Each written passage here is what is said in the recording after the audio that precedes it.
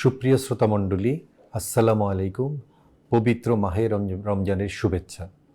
আজ আমি একজন গ্যাস্ট্রোএন্টারোলজিস্ট হিসাবে এই রমজান মাসে খাদ্যাভ্যাসের নিয়মকানুন নিয়ে কিছু আলোকপাত করব।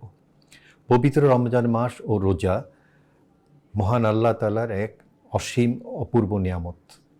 রোজা পালনের বিভিন্ন উপকারিতা সম্বন্ধে বিভিন্ন গবেষণায় দেখা গিয়েছে এর বিভিন্ন রকম উপকারিতা আছে। জাপানের একজন বিজ্ঞানী ইন্টারমিটেন্ট ফাস্টিংয়ের উপর কাজ করে নোবেল পুরস্কার পেয়েছে। এই রোজার মাধ্যমে আমাদের শরীরের ক্যান্সার রোগ প্রতিরোধ করা সম্ভব। এছাড়া রোজা পালন করলে আমাদের শরীরের প্রতিরোধ ক্ষমতা বৃদ্ধি পায়, যাকে বলা হয় ইমিউনিটি। রোজা হৃদরোগ, diabetes, obesity, fatty liver, peptic ulcer disease ইত্যাদি নিয়ন্ত্রণ করতে সাহায্য করে। আমরা বৎসরে 1 মাস রোজা রাখি এবং বাকি 11 মাস অন্যভাবে খাদ্য গ্রহণ করি।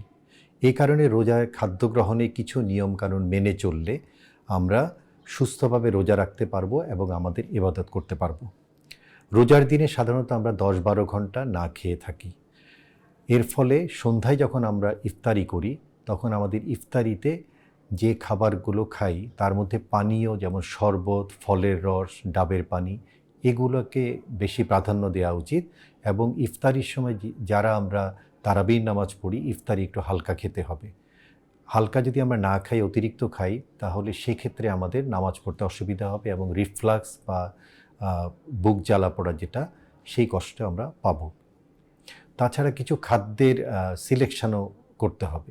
আমাদের রোজার মাসে যাদের পেপটিক আলসার ডিজিজ আছে তাদেরকে ভাজা পোড়া খাবার, অতিরিক্ত মশলাদার খাবার এগুলো পরিহার করতে হবে।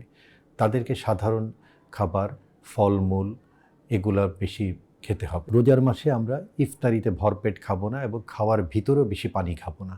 যাদের রিফ্লাক্স ডিজিজ আছে তারা যদি খাওয়ার ভিতরে বেশি পানি খায় সেই ক্ষেত্রে তাদের রিফ্লাক্সের সিমটম বেড়ে যেতে পারে।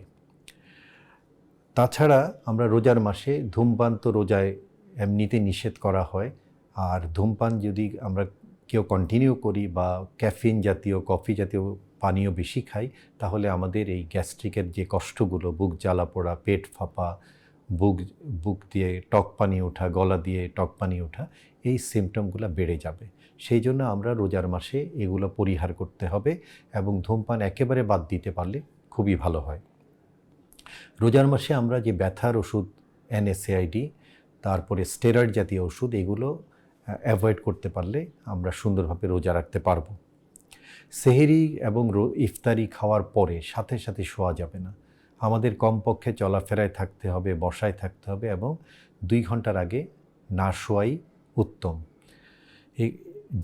যারা রোগী আছেন তাদের খাওয়ার পরপর শোয়া যাবে না এবং খাওয়ার ভিতরে বেশি পানি খাওয়া যাবে না। ডায়াবেটিসে যারা আক্রান্ত এবং ইনসুলিন নেন, আমরা সাধারণত তাদের সকালের যেই ডোজ থাকে সেটাকে আমরা ইফতারির সময় দেই এবং রাতের ডোজটাকে সেহরির সময় সেটাও কমিয়ে দেওয়া হয়।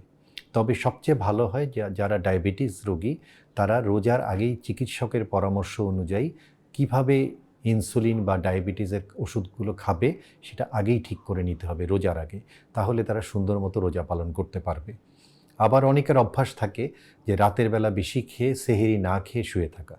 এদের কিন্তু যদি কারো ডায়াবেটিস থাকে তাহলে দিনের বেলা হাইপোগ্লাইসেমিয়া হতে পারে অথবা তার দিনে রোজা রাখতে কষ্ট হবে এবং পেপটিক আলসার ডিজিজ থাকলে সেটাও বেড়ে যাবে। ইসলাম সহনশীল ধর্ম। Pregnancy, breast feeding, uncontrol diabetes mellitus, তারপরে chronic kidney disease, chronic liver disease অথবা অ্যাডভান্স স্টেজ অফ ক্যান্সার, এই সমস্ত কারণে অনেক সময় রোজা রাখাটা কঠিন হয়ে পড়ে। এই জটিলতার সম্ভাবনা থাকলে ইসলামে রোজাগুলো ভাঙার নিয়ম আছে এবং সেই ক্ষেত্রে তারা কাফফারা দিয়ে রোজা রাখতে পারবে।